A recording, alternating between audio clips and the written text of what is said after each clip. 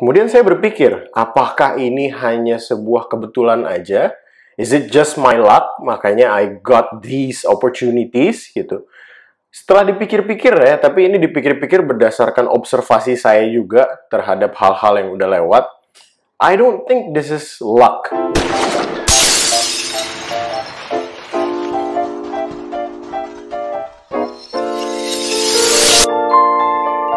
Hello Disruptive Doctors, kembali lagi di video singkat dari Dissecting Money di mana saya bicara tentang hal-hal yang lagi kepikiran aja dan mudah-mudahan bisa menjadi inspirasi untuk sejawat sekalian.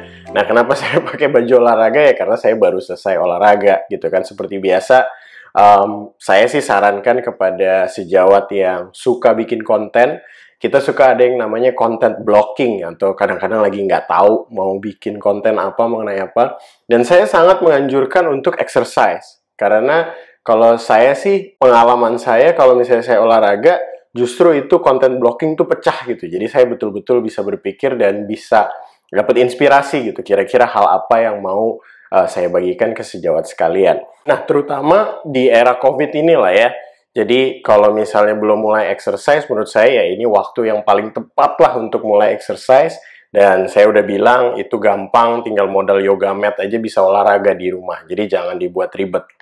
Anyway, di video kali ini saya mau bahas mengenai kesempatan dan bagaimana kita bisa mendapatkan kesempatan tersebut. Atau how to get opportunities lah gitu.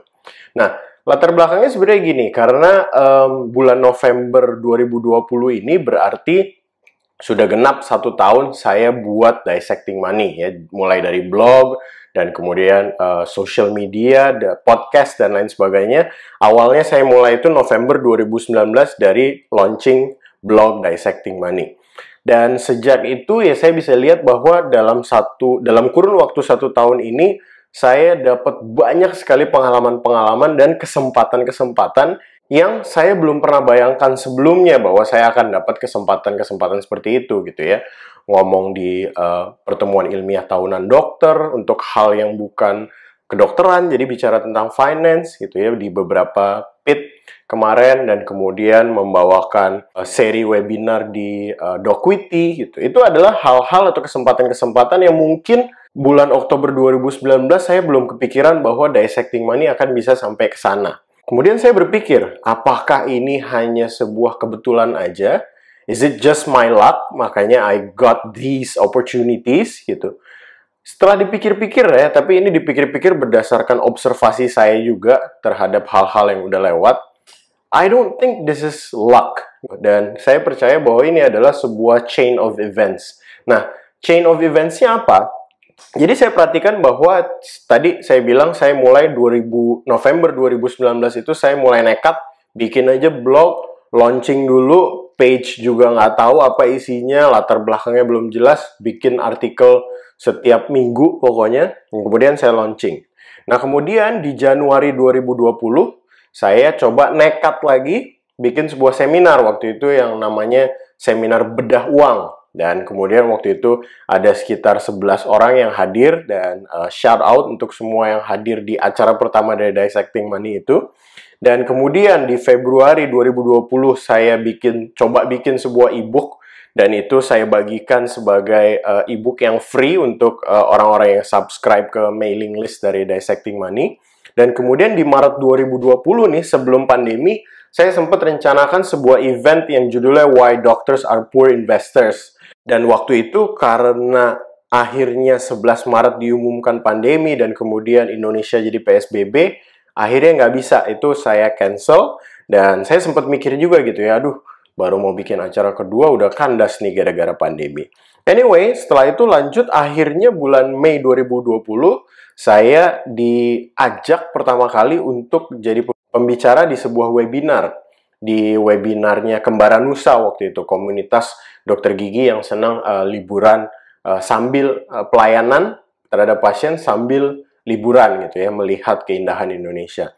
Nah, kemudian sejak webinar itu baru kemudian berturut-turut gitu ya, orang yang hadir di webinar itu mungkin post di Instagram, post di social media, cerita ke temennya, sehingga one thing led to another gitu ya. Akhirnya banyak sekali orang-orang yang kemudian mengundang saya untuk bicara mengenai finance dari kacamata seorang dokter.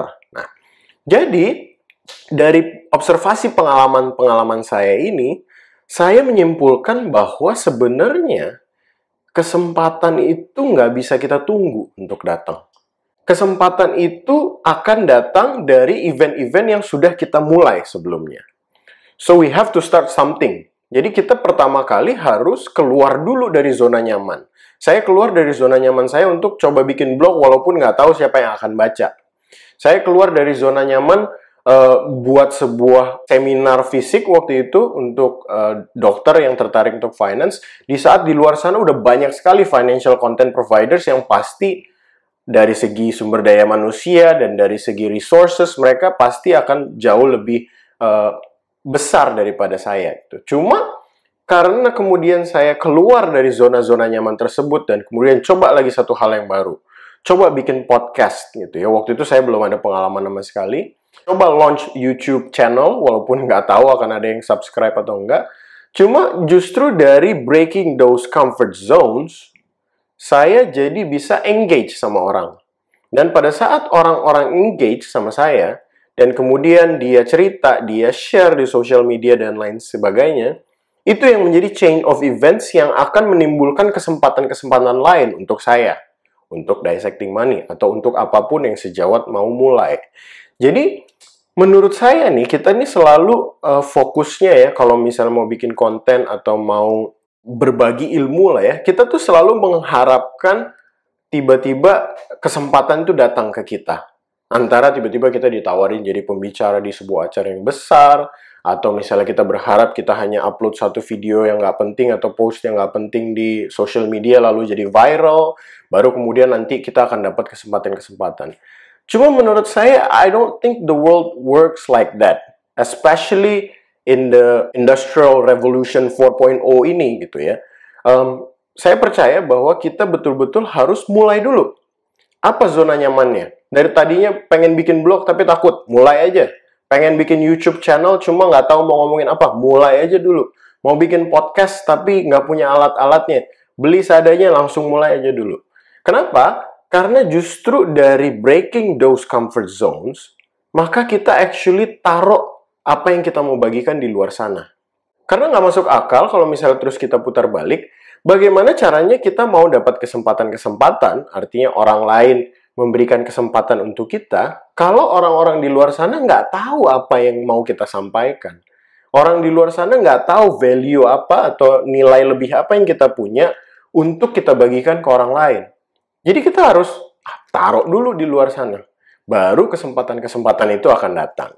Jadi mudah-mudahan ini menjadi inspirasi gitu ya untuk sejawat sekalian yang udah mulai gatel pikirannya tuh mau bikin sesuatu, mau bikin blog kah, mau bikin website kah, mau bikin video edukasi, channel YouTube edukasi, pengen bikin podcast dan lain sebagainya.